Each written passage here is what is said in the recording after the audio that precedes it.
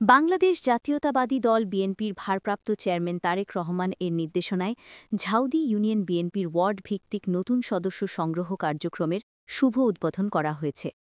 আজ বৃহস্পতিবার বিকেলে এই অনুষ্ঠান অনুষ্ঠিত হয়। এ সময় প্রধান অতিথি ছিলেন কেন্দ্রীয় বিএনপির নির্বাহী কমিটির সহ গণশিক্ষা বিষয়ক সম্পাদক ও মাদারীপুর ৩ আসনের বিএনপির মনোনয়ন প্রত্যাশী আনিসুর রহমান তালুকদার খোকন।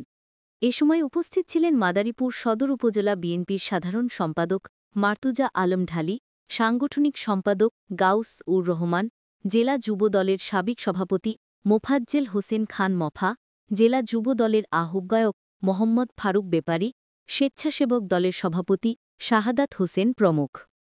এ সময় আনিসুর রহমান তালুকদার খোকন বলেন, আজকে সমাজের প্রতিটা মানুষের পাশে যেতে চাই। সমাজের প্রত্যেকটা মানুষের আত্মার আত্মীয় হিসাবে, বান্ধব হিসাবে, আমরা রাজনীতি কর্মী হিসাবে মানুষের পাশে থাকতে চাই। সেইটার কর্মসূচি হিসাবে আমরা আগামী 15 দিন এই ইউনিয়নে নতুন সদস্য সংগ্রহ কর্মসূচি ঘোষণা করলাম। আপনারা প্রত্যেকটি মানুষ যারা ওয়ার্ডে সাবেক বিএনপি করতেন, এমন নেতৃবৃন্দ আছেন যারা প্রেসিডেন্ট জিয়াউর রহমানের হাত ধরেও রাজনীতি করেছেন, সেরকম নেতৃবৃন্দ আমরা এখানে পেয়েছি।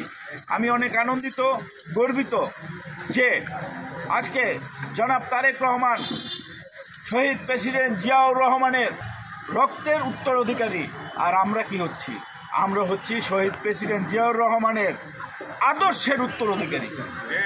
আমরা সেই জিয়ার আদর্শকে বুকে ধারণ করি বলে আমরা মানুষের পাশে থাকতে চাই, জিয়াউর রহমানের আদর্শে বড় হতে চাই। আমরা সমাজে এমন কোনো কাজ করব না যেইখানে আমাদের জিয়াউর রহমানের, তারেক রহমানের, দেশনেত্রী বেগম খালেদা জিয়ার বাংলাদেশে যে একটি সুনাম আছে, এই দেশকে ভালোবাসা, এই স্বাধীনতা গণতন্ত্র রক্ষায় মানুষের তাদের প্রতি যে ভালোবাসা আছে সেটাকে আমরা যেন নষ্ট না করি। আমরা যেন সেই ভালোবাসাটাকে আরও মানুষ আমাদেরকে বেশি করে ভালোবাসে, সেই রকম কার্যক্রম আমরা ওয়ার্ড লেভেলে করি।